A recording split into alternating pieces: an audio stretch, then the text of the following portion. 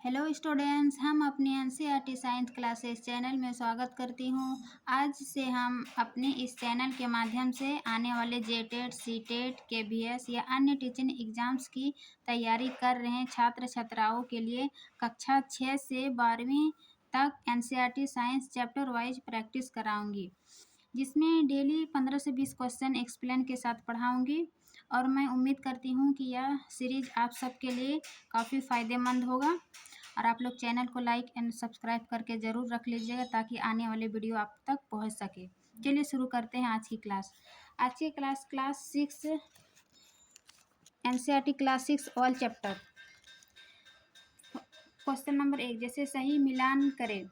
ये NCERT class 6 का पहला चैप्टर का है। जैसे कार्बोहाइड्रेट, प्रोटीन और विटामिन। तो कार्बोहाइड्रेट से हमें क्या प्राप्त होता है? कार्बोहाइड्रेट से हमें ऊर्जा प्रदान करने वाला भोजन है। और फिर प्रोटीन एक शरीर वर्धक भोजन होता है। फिर विटामिन क्या है? यह रोगों से रक्षा करता है। जैसे vitamin A, B, C, D पाए जाते हैं ना, तो विटामिन ए रतौंधी से, विटामिन बी बेरी से, तो ये हमें रोगों से रक्षा करते हैं। तो इस प्रकार इसका आंसर हो जाएगा। जैसे कार्बोहाइड्रेट, ये ऊर्जा, कार्बोहाइड्रेट जैसे चावल, गेहूँ, ये सब से हमें क्या मिलता है? तुरंत ऊर्जा प्राप्त होता है। तो 1 का 3। प्रोटीन क्या है? शरीर वर्धक, जैसे दालें, राजमा, चना, ये सब से हमें प्रोटीन प्राप्त होता है। तो 1 का 3, 2 का 1 और सी का डी। ये 1 का हो जाएगा बी, 1 का 2, बी का 1, सी का 3। फिर आगे बढ़ते हैं कि सत्य कथन का चयन कीजिए। जैसे रुक्षांश शरीर को कोई पोषक तत्व प्रदान नहीं करते हैं। फिर है रुक्षांश की पूर्ति मुख्यतः पादप उत्पादों से होती है। यह हमारे भोजन का आवश्यक अवयव नहीं है।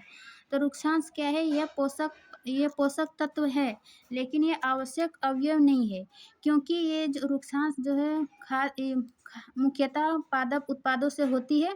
और ये हमारे शरीर को कोई पोषक तत्व प्रदान नहीं करता है, लेकिन ये फिर भी आवश्यक तत्व है, क्योंकि ये जो हमारे अनपच पदार्थ होता है वो हमें बाहर निकालने में रुक्षांश मदद करती है।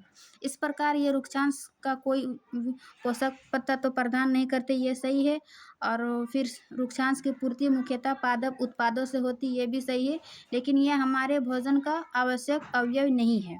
ये पूछ रहा है सत्य कथन का चयन कीजिए। तो 1 और 2, आवश्यक अवयव नहीं यानी आवश्यक अवयव है, तो इसका आंसर हो जाएगा 2, 1 और 2। फिर है कथन और निष्कर्षण। आजकल के जेटेड या कुछ भी टीचिंग एग्जाम में कथन और निष्कर्षण पूछा जाता है, इसलिए कथन और कारण आप लोग को अच्छा से समझ लेना चाहिए। जैसे कथन में कोई एक कथन दिया हुआ रहता है, जैसे कांच, जल, वायु तथा सभी प्लास्टिक पारदर्शी पदार्थों के उदाहरण है। पारदर्शी पदार्थों के उदाहरण जैसे कांच, जल, वायु तो है, लेकिन सभी प्लास्टिक पारदर्शी पदार्थों के उदाहरण है ये ज़रूरी नहीं है। कुछ कुछ प्लास्टिक पदार्थ तो पारदर्शी हो भी सकता है और नहीं भी हो सकता है, लेकिन यहाँ दिया है सभी प्लास्टिक पारदर्शी पदार्थों के उदाहरण है। उसका कारण जानते हैं कि ऐसे पदार्थ जिनमें आर पार वस्तुओं को देखा जा सकता है उन्हें पारदर्शी कहते हैं। बिल्कुल सही है, यानी कथन ए एक तरह से असत्य हो जाएगा और कथन बी सत्य हो जाएगा। कथन असत्य परंतु कारण सत्य, क्योंकि सभी प्लास्टिक, कुछ प्लास्टिक दिया हुआ रहता तो दोनों सही हो जाता। फिर निम्नलिखित में से कौन सी सही सुमेलित है? मतलब पदार्थों को अलग करने की विधि दिया हुआ है, 2 पदार्थों, जैसे निस्तारण, वाष्पन और निष्पासन। तो निस्तारण और अवसादन ये एक दूसरे का पूरक है। जैसे कि अवसादन, जब हम रेत और जल के मिश्रण को अलग किया जाता है तो निस्तारण विधि द्वारा अलग करते हैं। जैसे रेत और जल जब आपस में मिल जाता है तो सबसे पहले हम उसको अवसादन विधि द्वारा मतलब अस्थिर होने देते हैं। अस्थिर जब हो जाता है रेत और बालू या जल तो उसको अवसादन कहते हैं। और फिर उसी रेत से पानी को बाहर निकालते हैं, तो ये निस्तारण विधि हो गया। तो निस्तारण विधि से हम क्या करते हैं? रेत एवं जल के मिश्रण को अलग करते हैं। वही दूसरी ओर निष्पावन में क्या है कि अनाज से भूसा को अलग करते हैं। तो इसमें क्या पूछ रहा है, कौन सही है? तो सही ये दोनों एक दूसरे उल्टा हो गया, निस्तारण रेत एवं जल दे दिया और निष्पावन अनाज से भूसा को अलग करना। तो इसका आंसर होगा वाष्पन द्रव में घुले ठोस को अलग करना, ये सही होगा, केवल 2। वाष्पन क्या है? जैसे कि समुद्र के पानी में हमें क्या मिलता है? नमक, यानी द्रव से घुले हुए ठोस को अलग करते हैं उसको। समुद्र का पानी वाष्पित होकर पानी वाष्प होकर और हमें क्या प्राप्त होता है? नमक। तो इस प्रकार द्रव और घुले हुए ठोस को अलग करने के लिए वाष्पन विधि का प्रयोग किया जाता है। इसका आंसर होगा 2, केवल 2।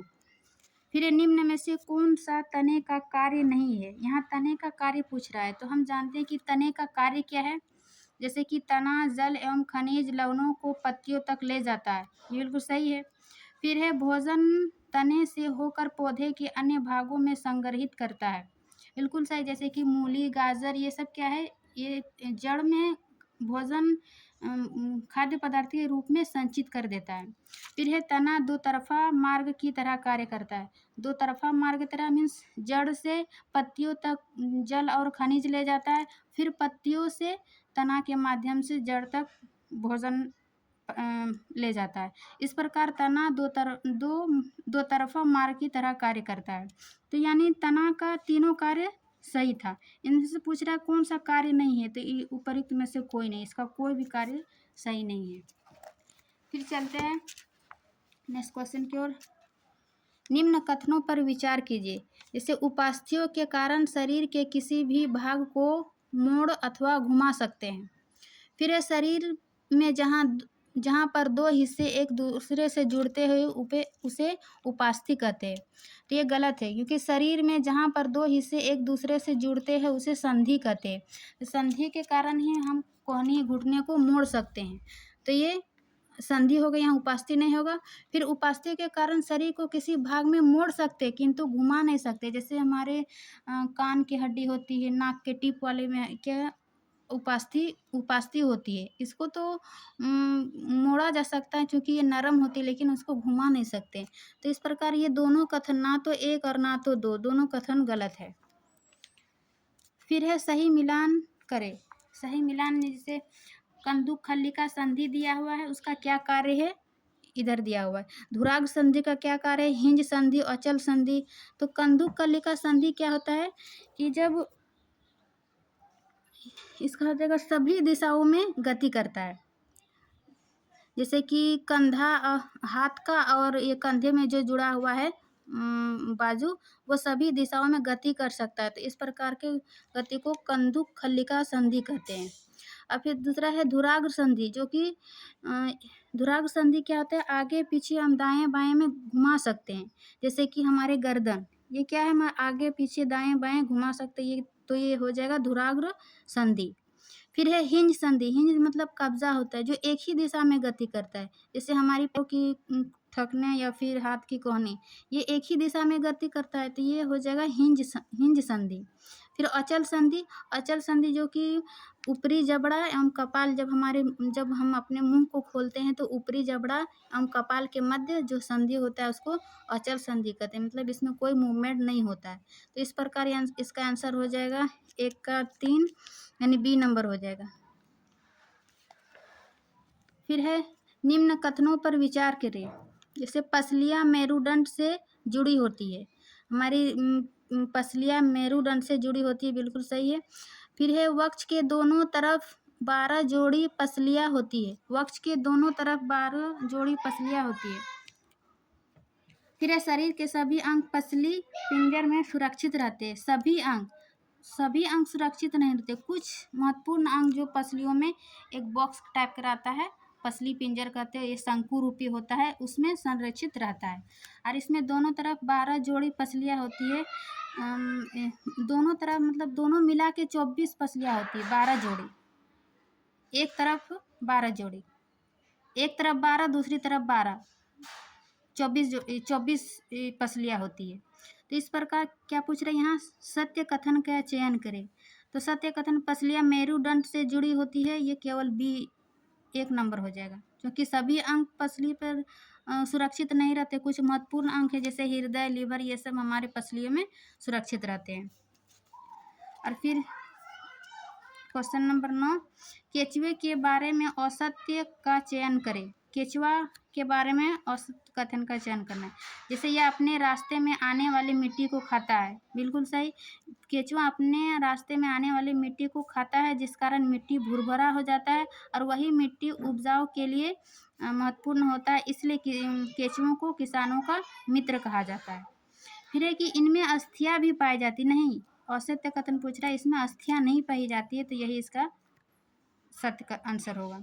फिर ये पेशियाँ शरीर के घटने बढ़ने में सहायता करती। हाँ, पेशियाँ केचुआ जो है शरीर को अपने बढ़ने घटने में जैसे इस प्रकार चलता है, पहले पीछे वाले भाग को मिट्टी में गड़ा रखता है और फिर आगे बढ़ता है, फिर आगे वाले भाग को मिट्टी को जकड़े रखता है, फिर पीछे वाले भाग को, मतलब घटने बढ़ने में सहायता करती है। इसका आकार घटते बढ़ते रहता है।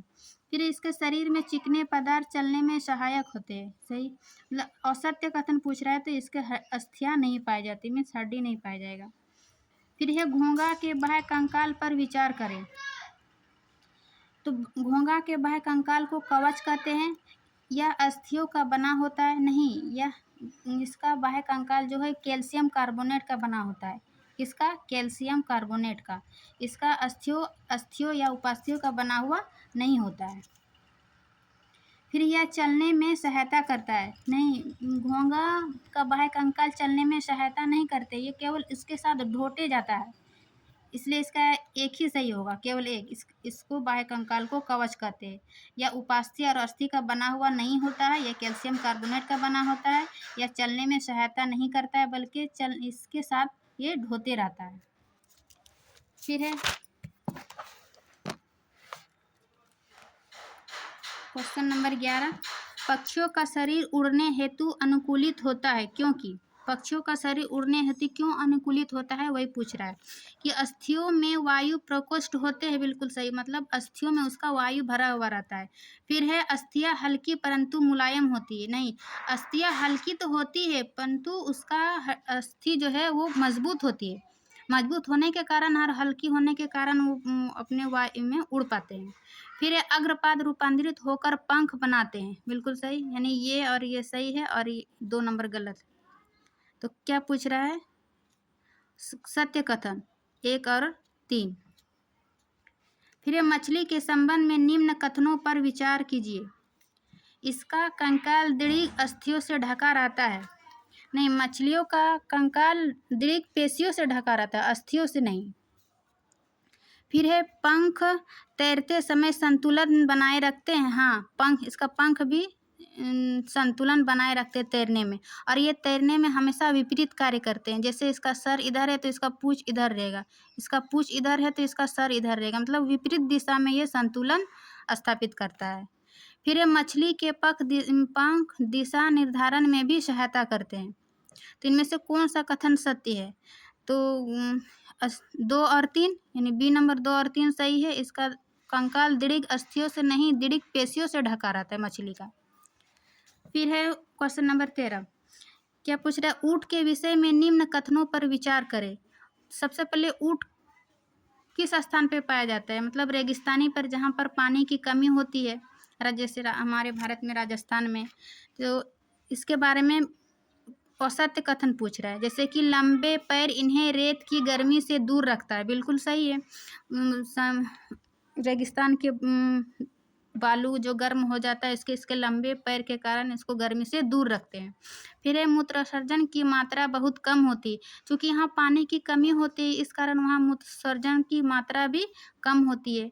फिर इन्हें पसीना भी नहीं आता है, क्योंकि पानी, उसके शरीर में पानी की कमी है तो इन्हें पसीना कहाँ से आएगा? तो कौन सा कथन सत्य है? यानी तीनों कथन सत्य है, तो असत्य कथन ऊपरी में से कोई नहीं होगा। फिर ये निम्न कथनों पर विचार कीजिए। क्या है? स्क्वाइड एवं ऑक्टोपस छिछले पानी वाले जीव है, मीन्स स्क्वाइड और ऑक्टोपस जो समुद्र के सबसे निचली भागों में पाए जाते हैं, तो ये भी सही है। और फिर क्या है? डॉल्फिन एंड व्हेल लंबे समय तक बिना श्वास के रह सकते हैं, हाँ, क्योंकि डॉल्फिन और व्हेल जैसे कुछ जंतु है तो उसमें गिल्स नहीं होते, ये इसके सिर पर एक स्थित नासा द्वार होता है, अथवा वात छिद्र कहते हैं, इसी से अपना ये श्वास लेते हैं, और ये जल में लंबे समय तक बिना श्वास के सामने रह सकते हैं। ठीक है, इस प्रकार ये दोनों सही है। फिर क्वेश्चन नंबर 15 कि जलीय पौधे के विषय में असत्य कथन का चयन करें। जलीय पौधे जो जल में पाए जाने वाले पौधा होता है, जैसे कि इसका क्या है कि तना छोटा, हल्का एवं खोखला होता है। तना छोटा नहीं होता है, तना लंबा होता है, क्योंकि उसका जड़ जड़ आकार में बहुत छोटा होता है। तना छोटा रहेगा तो पानी के अंदर कैसे नीचे छिछला तक जाएगा, यानी तना इसका लंबा होता है, हल्का होता है एवं खोखला होता है। तो असत्य कथन पूछ रहा है, तो यहाँ तना छोटा बोल रहा है, तो यही कथन असत्य हो जाएगा। आगे देखते हैं कि इसके जड़ आकार में बहुत छोटी है, ये सही है। फिर सभी जलीय पौधे के फूल एवं पत्तियां जल के अंदर पलवन करते हैं, तो इसका आंसर हो जाएगा 1 और 3। क्या पूछ रहा है, असत्य कथन, जल के अंदर पलवन नहीं करते, जल के ऊपर मतलब तैरते हैं।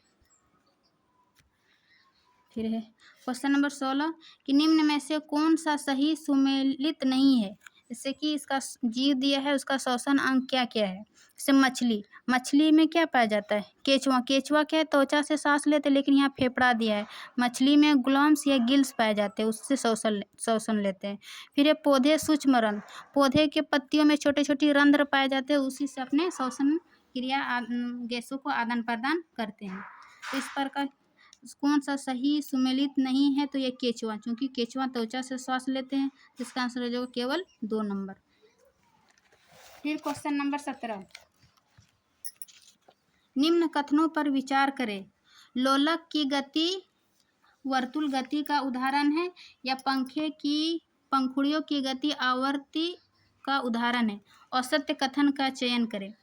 मतलब इसमें पूछ रहा है कि लोलक की गति, तो सबसे पहले हम जानते हैं गति 3 प्रकार के होता है, सरल गति, वर्तुल गति और आवर्ती गति। सरल रेखा में एक ही दिशा में सीधी रेखा में किसी वस्तु का गति होता है, जैसे सीधी सड़क पर चलती हुई कार, सिपाहियों का मार्ग। तो लोलक गति एक सरल गति का उदाहरण दिया हुआ, और यहाँ लिखा है लोलक की गति वर्तुल गति का उदाहरण है। लोलक की गति सरल गति है, और वर्तुल गति क्या होता है कि किसी वस्तु का वृत्ताकार पद में घूमना, जैसे कि पंखा का चलना, घड़ी की सुई, ये सब क्या है, वर्तुल गति का उदाहरण है। तो ये गलत हो गया। फिर पंखों की पंखुड़े की गति आवर्ती गति का उदाहरण है। पंखा जैसे कि वृत्ताकार जो घूमता है, वो तो वर्तुल गति का उदाहरण हुआ। और आवर्ती गति हुआ जब कोई वस्तु एक निश्चित समय के बाद अपनी गति को दोहराती है, तो वैसे गति को आवर्ती गति कहते हैं। जैसे कि पेंडुलम, बच्चे का झूला, एक निश्चित समय में वापस आती है और वापस जाती है, तो इसको आवर्ती गति कहती है। और वर्तुल गति जो वृत्ताकार पद में घूमता है, तो ये दोनों कथन गलत है, तो ये इसका आंसर हो जाएगा सी। फिर क्वेश्चन नंबर 18 सिलाई मशीन की सुई की गति। सिलाई मशीन की सुई क्या है, जैसे कि सिलाई मशीन के एक निश्चित समय में ऊपर नीचे होता है, तो ये क्या है, आवर्ती गति का उदाहरण। एक निश्चित समय पर ऊपर या नीचे होता है, तो इसका आंसर हो जाएगा आवर्ती गति। और वहीं पर सिलाई मशीन का पहिया जो होगा वो वर्तुल गति का उदाहरण होगा, क्योंकि वो वृत्ताकार घूमता है। फिर है किसी वस्तु की छाया देखने के संदर्भ में निम्न पर विचार करें। मीन्स किसी वस्तु को छाया देखने में हमें क्या चाहिए, जैसे एक प्रकाश का स्रोत होना चाहिए, जैसे सूर्य के प्रकाश। फिर उसके लिए प्रकाश के पद में यानी रास्ते में कोई पारदर्शी वस्तु होना नहीं, पारदर्शी नहीं अपारदर्शी। छाया बनने के लिए 2 ही शर्त है, एक प्रकाश का होना, दूसरा अपारदर्शी वस्तु से उस प्रकाश को टकराना, तब हमें छाया प्राप्त होता है। और छाया केवल पर्दे पर ही दिखाई दे सकता है। हाँ, छाया केवल पर्दे पर दिखाई दे सकता है, लेकिन पर्दे की तरह हमारे दीवार, मकाने, ये सब पर्दे की तरह कार्य करता है। तो इसका क्या पूछ रहा है, निम्न में से कौन सा कथन असत्य है। तो इसका केवल 2, क्योंकि ये पारदर्शी दिए अपारदर्शी होता है, इसका आंसर हो जाएगा सी। फिर पेरिस्कोप के विषय में निम्न पर विचार कीजिए। पेरिस्कोप क्या है कि यह पूर्ण आंतरिक परावर्तन के सिद्धांत पर कार्य करता है। नहीं, पूर्ण आंतरिक परावर्तन जैसे ये हीरे का चमकना, तो ये पेरिस्कोप पूर्ण आंतरिक परावर्तन पर नहीं करता, ये प्रकाश के परावर्तन पर कार्य करता है। प्रकाश का परावर्तन क्या है, जब समतल पर सीधी रेखा पड़ती है और उसी दिशा में घूम जाती है, तो प्रकाश का परावर्तन होता है। तो पेरिस्कोप प्रकाश के परावर्तन पर काम करता है, ना कि पूर्ण आंतरिक पर। फिर इससे किसी और अवरोध की दूसरी ओर भी देखा जा सकता है, ये सही, मतलब एक और क्या है, 2 नंबर सही है और 1 गलत है, तो केवल 2 सही कथन सत्य कथन पूछ रहा है। तो आज का क्लास हम यहीं तक रखते हैं। क्वेश्चन नंबर 20 मतलब 20 क्वेश्चन, फिर नेक्स्ट क्लास में 20 क्वेश्चन करते हैं। मैं आशा करती हूँ कि आप लोग को अच्छे से समझ में आ गया होगा और ये सीरीज आप लोग को अच्छा लगा होगा। वीडियो को लाइक एंड सब्सक्राइब करें ताकि नेक्स्ट वीडियो के लिए आप लोग तक पहुँच सके। Thank you.